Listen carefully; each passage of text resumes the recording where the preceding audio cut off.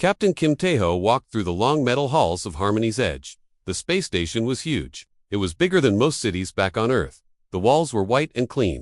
Lights from different colors made everything look strange, but beautiful Tae-ho had been coming to this place for 3 years now. He still felt small here. The station was built by 7 different alien races working together. Each part looked different. The human section had straight lines and simple designs. The Vorthok section looked like it was made of crystal. It sparkled in the light. The Kalani section had lots of small tunnels and round rooms. The other sections were just as strange. Today was another council meeting. Tae-ho did not like these meetings. They talked and talked but never did anything. He was a soldier. He believed in action, but his job was to sit and listen. Sometimes he had to give reports about human military forces. The other aliens always asked the same questions. How many ships did humans have? Where were they located? What weapons did they use? He reached the big meeting room. The door was 20 feet tall. It opened without sound. Inside, the room was shaped like a circle. In the center was a round table. It was not really a table. It was more like a floating platform. 7 chairs surrounded it. Each chair was made for a different type of alien body. Ambassador Park Soyoung was already there. She sat in the human chair. It looked normal compared to the others. She was reading something on her tablet. She looked tired. She always looked tired these days. "Good morning, Captain," she said without looking up.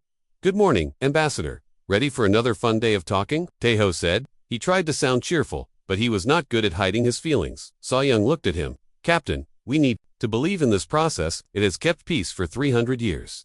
Has it really?" Tae-ho asked. He sat down in the chair next to her. "Or have we just been lucky?" Before Soyoung could answer, the other council members started to arrive. First came the Vorthok representative. It looked like a walking crystal. Its body was clear, but colors moved inside it like liquid light. It did not walk. It floated a few inches above the ground. Its voice sounded like wind chimes when it spoke. "Greetings, humans," it said. The translator made its voice sound normal, but Tae-ho could hear the original crystal sounds underneath. Next came the Kalani. It looked like a giant ant, but it walked on 2 legs like a human. Its skin was hard and shiny black. Its eyes were big and had many parts, like a fly's eyes. Her arms moved constantly as it walked. The Kalani made clicking sounds when they talked. Their translator had trouble with some of their words. The Sorok representative was 7 feet tall. It looked like a lizard that learned to walk like a human. Its skin was green and had scales. Its eyes were yellow with black lines in the middle. It moved slowly and carefully. When it spoke, its voice was low and deep. The Nephrim was hard to see. It was made of gas and energy. Sometimes it looked like a cloud. Sometimes it looked almost human. It changed shape while they watched. Its voice came from everywhere and nowhere at the same time.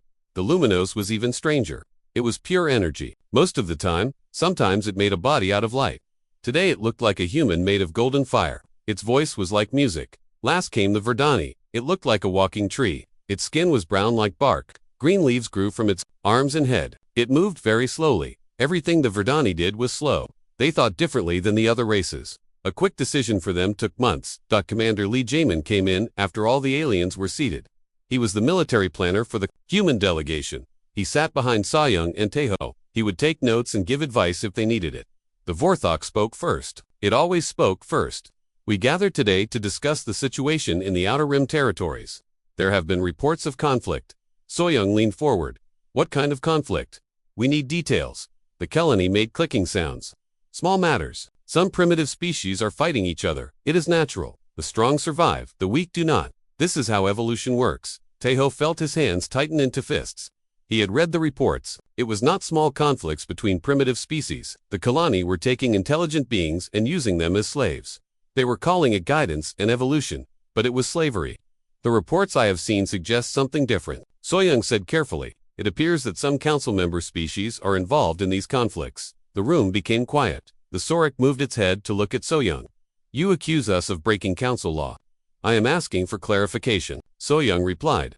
"The human patrol ships have seen things that concern us." The Vorthok's colors swirled faster. "Humans are new to the council. You have been members for only 50 years. Perhaps you do not understand our ways yet." Tae-ho wanted to stand up and shout. He wanted to tell them that humans understood perfectly. They understood that the other species were using council law to hide their crimes, but he stayed quiet.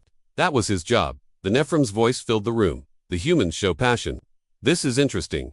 But passion can cloud judgment. The council works through careful thought and discussion." "How long should we discuss while people suffer?" Soyoung asked. The Verdani spoke for the first time. Its voice was like wind through leaves. "Time moves differently for different species. What seems long to you is short to us. We must consider all possibilities before acting. The meeting continued. For 4 hours, they talked about procedures. They talked about the need for more information. They talked about forming committees to study the situation. They talked about everything except actually doing something to help the people who were suffering. Taeho watched the aliens speak. He noticed things that Soyoung missed. The Kalani's eyes never stayed still. It was always looking around, like it was planning something. The Sorok sat very straight and still, but its tail moved back and forth. That meant it was angry or excited. The vortex colors were darker than usual. That meant it was hiding something. When the meeting ended, nothing had been decided. They would meet again next week to continue the discussion. As the aliens left, Taeho walked with Soyoung back to the human section of the station. The halls were quieter now. Most of the station's workers had gone to their homes or sleeping quarters. That went well, Taeho said. He was being sarcastic. Soyoung stopped walking. She looked at him with tired eyes. Captain, I know this is frustrating, but this is how peace works. We talk instead of fight. Do we? Taeho asked. Because from where I sit, it looks like we talk while others fight. And while we talk, innocent people die. Soyoung did not answer right away. She started walking again. The system has worked for 300 years. Captain, it ended the Great Wars. It brought peace to the galaxy. Did it bring peace? Taeho asked. Or did it just move the fighting to places where the council doesn't look? They reached the human quarters. Soyoung stopped at her door. Get some rest, Captain. Tomorrow we will try again. Taeho watched her go inside. Then he walked to his own room. It was small but comfortable. He had pictures of Earth on the walls. He had a picture of his family. He had not seen them in 2 years. He sat at his desk and opened his computer. He started writing his daily report to Earth Command. He wrote about the meeting. He wrote about what the aliens had said and done. He wrote about his concerns. But as he wrote, he had a thought. That worried him. What if the council system was not really about peace? What if it was about control? What if the older species used it to do whatever they wanted while making the newer species think they had a voice? He finished his report and sent it to Earth. Then he sat back in his chair and looked at the stars through his window. Space was beautiful, but it was also dangerous. Peace was not natural in the universe. Peace had to be made. It had to be protected. It had to be fought for. The question was the council really fighting for peace? Or was it just pretending to fight while the real battles happened somewhere else? Taeho did not know the answer yet, but he was starting to have doubts. And once doubts started, they were hard to stop. Dr. Yoon Hae-won stared at the data on her screen. She could not believe what she was seeing. The numbers were wrong. They had to be wrong. But she had checked them 5 times. Each time, they showed the same terrible truth. She was on the research ship, New Hope. The ship was in the outer spiral, far from the council station. Her job was to study alien life forms. She loved her work.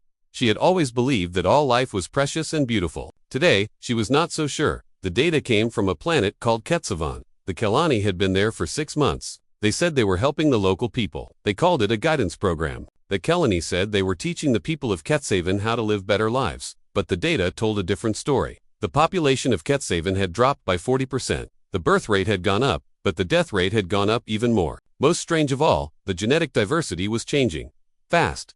Hae-won knew what this meant. Someone was controlling who could have children.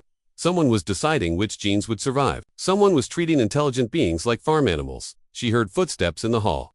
Lieutenant Colonel Choi Min-ho walked into her lab. He was a special forces soldier, but he was also smart. He understood science better than most soldiers. Doctor, do you have those reports ready? He asked. Yes, but you will not like them, Hae-won said. She turned her screen so he could see it. Look at these numbers. Min-ho studied the data. His face became hard. This is genocide. It is worse than genocide, Hae-won said. Genocide kills people. This is changing them. The Kalani are breeding the people of Ketsavan like animals. They are trying to make them into something else. Min-ho sat down heavily. We need to tell the council. Will they listen? Hae-won asked. Or will they just form another committee? Min-ho did not answer. They both knew what would happen. 3 days later, they were back at Harmony's Edge. Hae-won presented her data to the council. She showed them the population numbers. She showed them the genetic changes. She showed them everything. The Kalani representative clicked its mandibles. The humans do not understand. The people of Ketsavan were dying. Their planet was failing. We are helping them adapt. Adapt to what? Ambassador Soyoung asked. To reality, the Kalani said. Some species are strong, some are weak. The weak must change or die. We are helping them change. Captain Taeho leaned forward. You are changing their genetics without their permission. You are controlling their reproduction. You are treating them like animals. The vortex colors swirled. The humans use emotional language. Science is not emotional. Evolution is not emotional. The Kalani are simply helping evolution work faster. That is not evolution, A1 said. That is manipulation. The Sorek spoke slowly. Different species have different methods. The Kalani method may seem harsh, but it achieves results. The people of Kethsaven will survive. Is that not what matters? What about their freedom? Soyoung asked. What about their right to choose their own future? The Nephrim's voice filled the room. Freedom is a human concept. Other species may not value it the same way. Who are we to judge? Taeho felt his anger rising. Who are we to judge? We are members of this council. We are supposed to protect innocent people. The Verdani spoke in its slow, deep voice. Protection takes many forms. Sometimes the tree must be pruned so the forest can grow. The meeting went on for hours. The aliens talked about cultural differences. They talked about evolution. They talked about the greater good. But they did not talk about stopping the Kalani. Finally, the Vorthok proposed a solution. We will form a study committee. They will examine the situation on Keth 7. They will make How long will this take? Soyoung asked. 2 years, the Vorthok said. Maybe 3. We must be thorough. 2 years. Taeho stood up. In 2 years there will be no one left to save on Kethsavan. That is speculation, the Kilani said. He have no proof, but Taeho did have proof. Minho had given him reports from other planets. The same thing was happening on 12 different worlds. The Kalani were changing entire species, and they were not the only ones. The Sorok were taking over neutral zones. They called it protective occupation. But the protection only worked one way. The planets they protected became Sorak colonies. The original inhabitants became second-class citizens in their own worlds. The Vorthok were destroying economies. They would loan money to struggling planets. When the planets could not pay back the loans, the Vorthok would take over their resources. Whole star systems were becoming Vorthok property. When Ho had seen refugee ships fleeing from council-controlled space, thousands of them, maybe millions, they were running from the very species that were supposed to protect them. After the meeting, the humans met in their private quarters. Soyoung looked older than her years. Taeho paced back and forth like a caged animal. Minho sat quietly, but his hands were clenched into fists. We have to do something, Taeho said. We are doing something, Soyoung replied. We are working through the system. The system is broken, Haewon said. The system is being used to hide crimes. Then, we fix the system, Soyoung said. How? Minho asked. The other species control the council. They have been here for centuries. We have been here for 50 years. We are outnumbered 6-1. Commander Lee Jaemin had been quiet during the meeting. Now he spoke up. Maybe we should think about other options. What kind of options? Soyoung asked. Military options. Jaemin said. We have the strongest fleet in the council. We could enforce the peace ourselves. That would be war, Soyoung said. Would it? Taeho asked. Or would it be justice? Soyoung shook her head. I still believe we can make the system work. We just need to be patient. Tell that to the people of Kethsavan, Haewon said quietly. The next day Minho received new intelligence. The situation was getting worse. The Kalani had started a new program. They were taking children from their families. They said the children needed special education. The children were never seen again. The Sorek had declared martial law on 3 planets. They said it was temporary, just until order was restored. But order was never restored. The martial law became permanent. The Vorthok had caused a food shortage on Varian Prime. They controlled the trade routes. They could have ended the shortage in a week. Instead, they offered to buy the planet's mining rights in exchange for food shipments. Minho brought this information to the council. The response was the same as always. More committees, more studies, more delays. But something was different this time. The Nephrim and Luminos seemed uncomfortable. They were energy beings. They did not need food or shelter. But they were not stupid. They could see what was happening. After the meeting, the Nephrim approached Soyoung privately. The humans are concerned about current events, it said. Yes, we are, Soyoung replied. Aren't you? The Nephrim's form flickered. We are disturbed by some recent developments, but we are not sure what to do about them. You could support our proposals, Soyoung said. That would upset the balance. The Nephrim said, the council has worked for centuries because no one species dominates. If we support the humans, the others might unite against us. And if you don't support us, innocent people will keep dying, Soyoung said. The Nephrim was quiet for a long moment. We will consider your words, but considering was not enough. While the Nephrim considered, while the Verdani deliberated, while the committee studied, the galaxy was changing. Not for the better. Taeho stood at his window, looking out at the stars. Each point of light represented a sun. Each sun had planets. Each planet had people. How many of those people were suffering while the council talked? He made a decision. He sent a message to Earth Command. It was not his official report. It was a personal message to Admiral Bae Insu, his old commander. Admiral, he wrote, the council system is failing. The other species are using it to hide their crimes. We need to prepare for the possibility that we might have to act alone. He sent the message and waited. 2 days later, he got a reply. Understood, Captain. We are watching the situation closely. Be ready for anything. Taeho deleted both messages. He hoped he would never need to use the Admiral's offer of support, but he had a feeling that hope was not enough anymore. The cracks in the Council's perfect system were showing, and those cracks were getting bigger every day.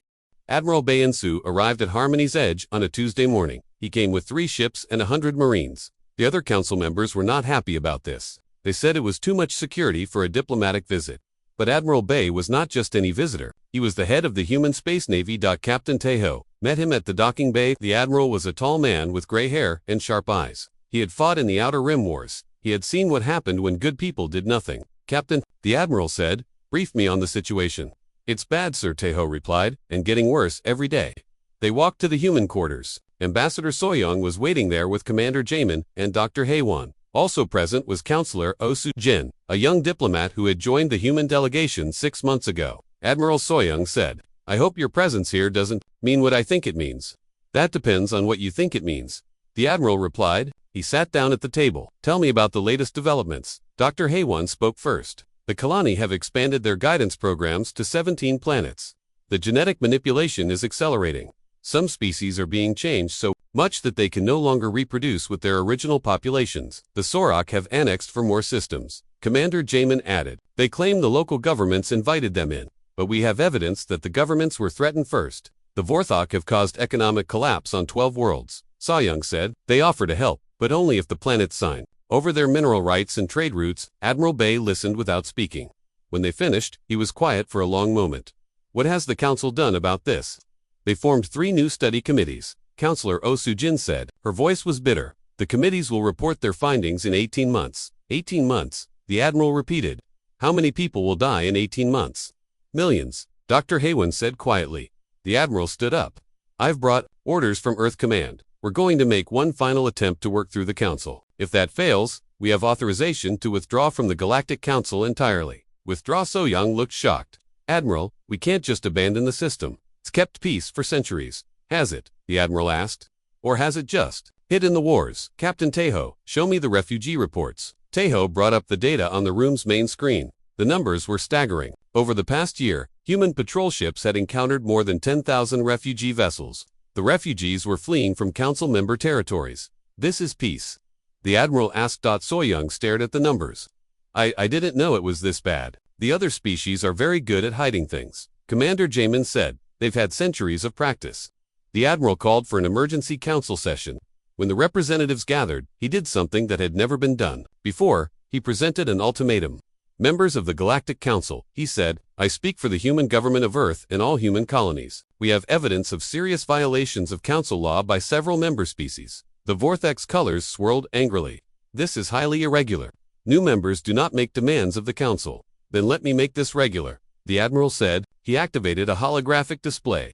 This is planet Ketsevan 6 months ago. The display showed a world with green forests and blue oceans. Cities dotted the landscape. This is planet Ketsevan today. The second image was horrible. The forests were gone. The oceans were brown.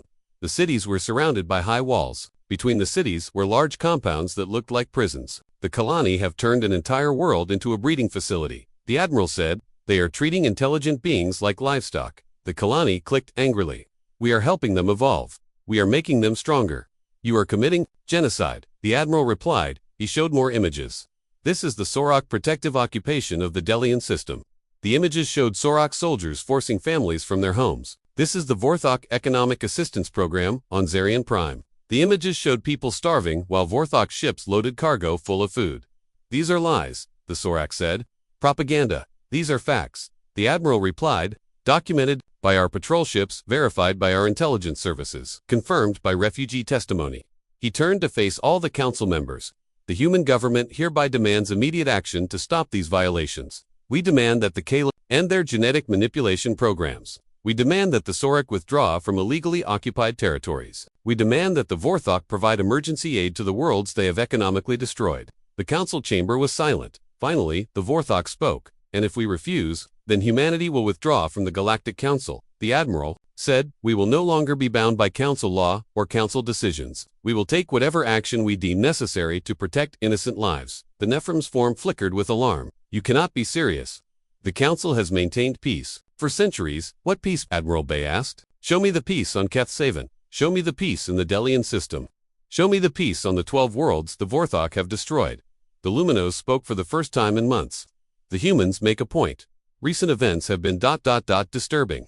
The humans are overreacting, the Sorak said.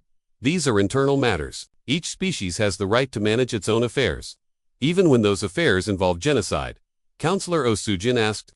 That is a loaded term. The Kalani said. We prefer directed evolution. Captain Tejo stepped forward. Call it whatever you want. It's still wrong. Wrong, by whose standards? The Vorthok asked. Human standards. You have been in space for barely 2 centuries. We have been managing galactic affairs for millennia. And look what you've accomplished. Admiral Bay said. You've turned diplomacy into a tool for oppression. You've used the council to hide your crimes. You've made peace into a lie. The Verdani spoke slowly. The humans are young. They do not understand the complexities of galactic governance. We understand enough, the Admiral replied. We understand that while you debate, people die. We understand that while you form committees, entire species are being destroyed. We understand that your idea of peace is our idea of hell. He activated another display.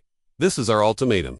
You have 30 standard days to begin correcting these violations. If you do not, humanity will withdraw from the council. We will establish our own government. We will protect our own interests, and we will defend anyone who asks for our help. You're talking about war, the Sorak said. No, the Admiral replied. We're talking about justice. The war is already happening, you're just calling it peace. The other council members began to argue among themselves. The Vorthok insisted that the humans were being dramatic. The Kaylani claimed that their programs were scientifically necessary. The Sirach argued that their occupations were legal under council law. The Nephrim and Luminos seemed uncertain. They floated near each other, communicating in ways the other species could not understand. The Verdani remained silent, processing everything at its own slow pace. After 2 hours of argument, the council agreed to consider the human ultimatum. They would meet again in 1 week to discuss it further. 1 week, Admiral Bay said. To discuss whether genocide is acceptable, to debate whether slavery is legal, to argue whether suffering matters. He shook his head. You have proven our point better than we ever could. As the council members filed out, Commander Jamin approached the Admiral. Sir, what if they call our bluff? It's not a bluff. Commander, the Admiral replied. We're not bluffing. We're done with this charade. If they won't change, we will. Over the next week, the humans prepared for both possibilities. If the council agreed to their demands, they would work to implement real reforms. If the council refused, they would leave. But in his heart, Admiral Bay already knew what would happen. The other species had too much to lose by changing. They had built their power on the current system. They would never give that up willingly. On the final day, the council met again. The Vorthok spoke for the group. We have considered the human ultimatum. We find it unreasonable and unacceptable. The council operates by consensus. No single species can dictate terms to the others, even when those terms involve basic morality. Saw Young asked. Morality is subjective. The Kalani said. What humans call immoral, we call necessary. Admiral Bay stood up. Then we are done. Here, he looked around the room. You have chosen to protect your power instead of protecting innocent lives. You have chosen procedure over principles. You have chosen to debate while people die. He turned to the human delegation. Pack your things. We're leaving. As the humans filed out of the chamber, Counselor Osujin spoke one last time. You'll regret this decision. All of you. You don't realize what you're losing. The colors swirled dismissively. We are losing nothing. The humans were never essential to the council. That, Osujin said, is what you're going to regret. The humans left Harmony's Edge that day. They took their ships, their people, and their hopes for a better galaxy. Behind them, the council congratulated itself on maintaining unity. But unity without justice is just organized oppression. And the humans were done being part of the organization. 1 year after the humans left, the Galactic Council was celebrating. The Vorthok representative stood before the remaining members, its crystalline body glowing with satisfaction. We have achieved perfect harmony, it announced. No more emotional outbursts, no more unreasonable demands, no more disruption of our careful deliberations. The other council members agreed. Without the humans constantly pushing for action, meetings ran smoothly. Discussions were civilized. Decisions were made by consensus, just as they should be. But outside the council chambers, the galaxy was changing. General Nam Ki-woo stood on the bridge of the Soul, humanity's newest battleship. Through the viewport, he could see the construction of New Busan Station. The humans were building their own space stations now. They were making their own rules.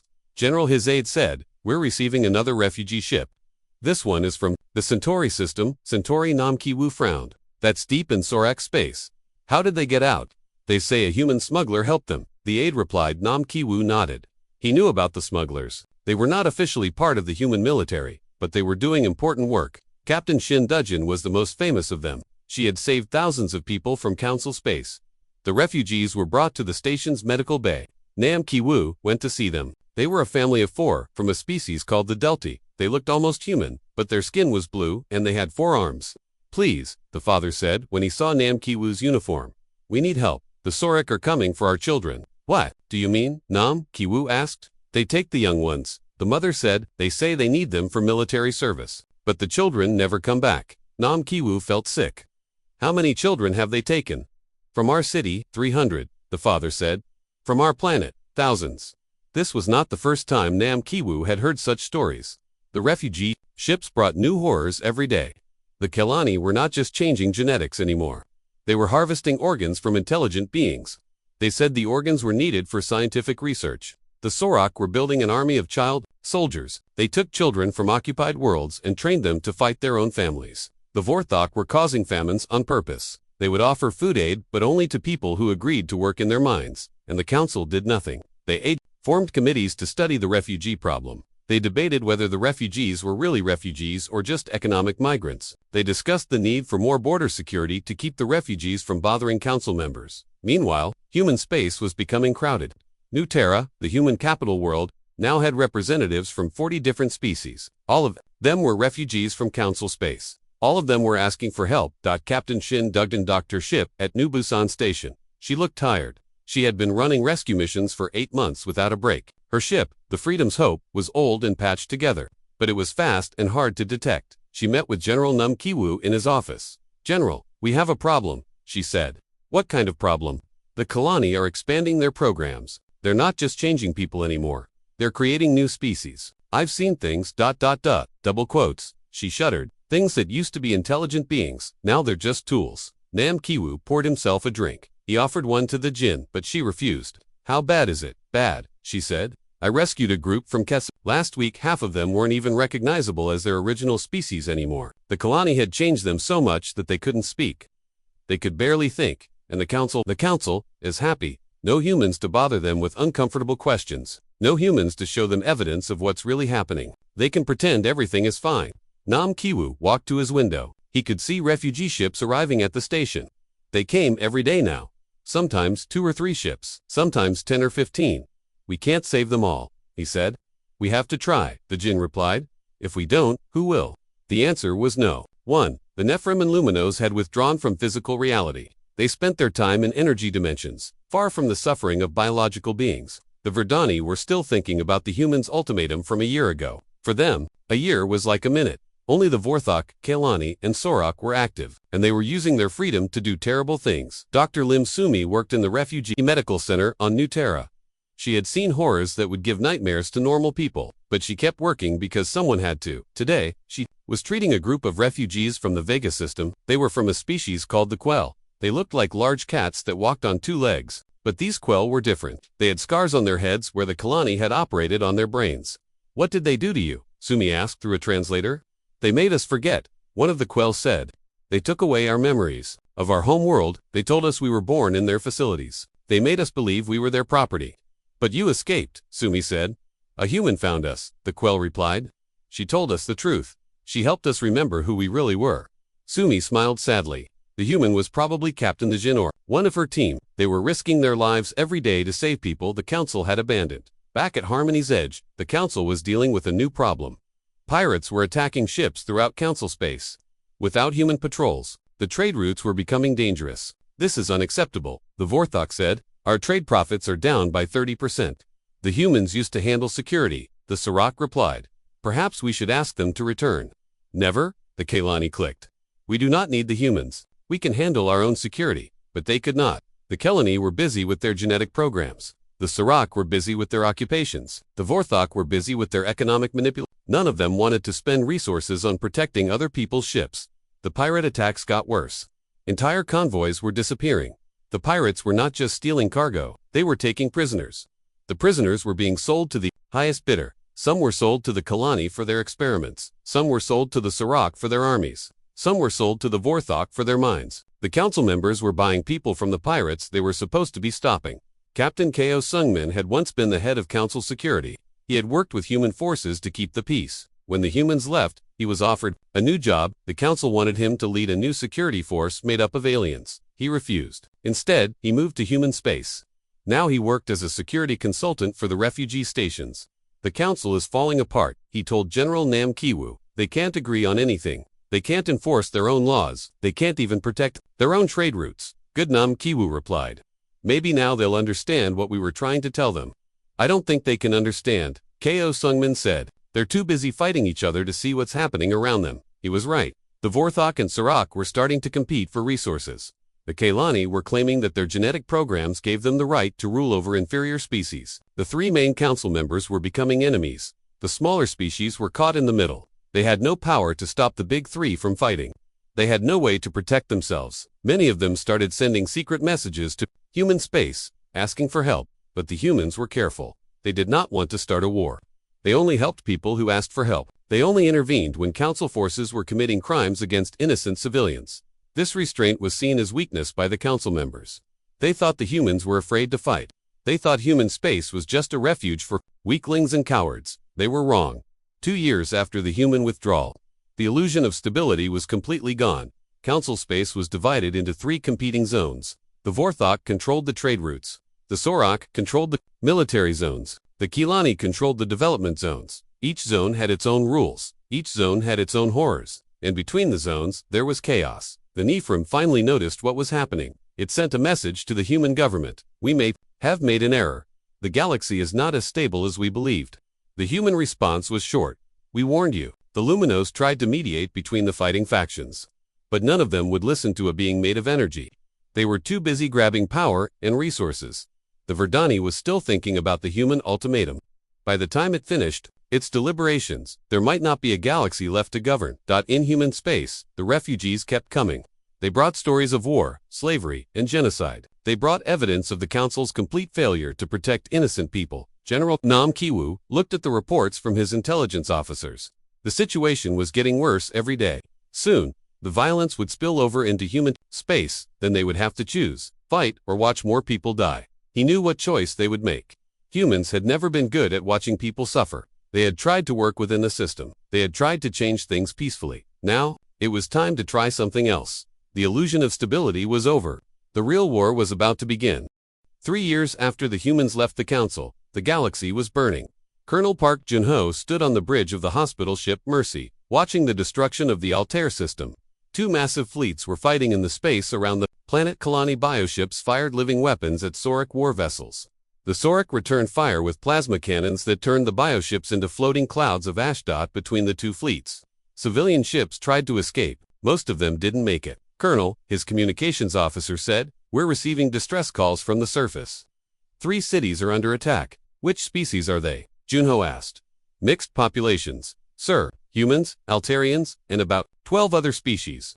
Mostly refugees who settled there after fleeing council space. Junho closed his eyes for a moment. The Altair system was officially neutral. It was outside council space, but not part of the human alliance either. The people there had hoped they could stay out of the growing war. They were wrong. Take us in, Junho ordered. Medical priority. We save who we can. The Mercy was painted white with red crosses. It was clearly marked as a hospital ship.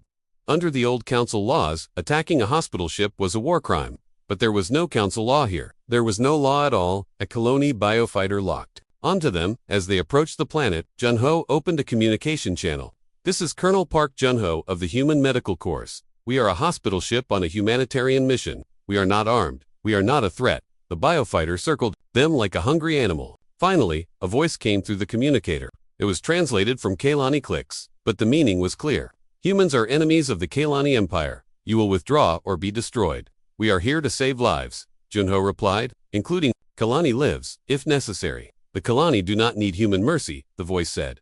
We are perfect. We do not need help from inferior species. The biofighter fired a warning shot across their bow, but before it could fire again, 3 interceptors appeared. They destroyed the biofighter in seconds. A new voice came over the radio. Human ship, this is Commander Zek of the Sorak Liberation Force. You are in a war zone. Leave now. We are here to evacuate civilians, Junho said. We will not leave without them. Then you will die with them, the Sorak commander replied. But the Sorak ships did not fire. They had their own problems. A squadron of Kelani biocruisers was approaching fast. The Sorak ships moved to intercept them. Leaving the Mercy alone, Dr. Lim Sumi was already preparing the medical bays. She had done this too many times before. First, they would receive the wounded from the fighting. Then they would receive the refugees trying to escape.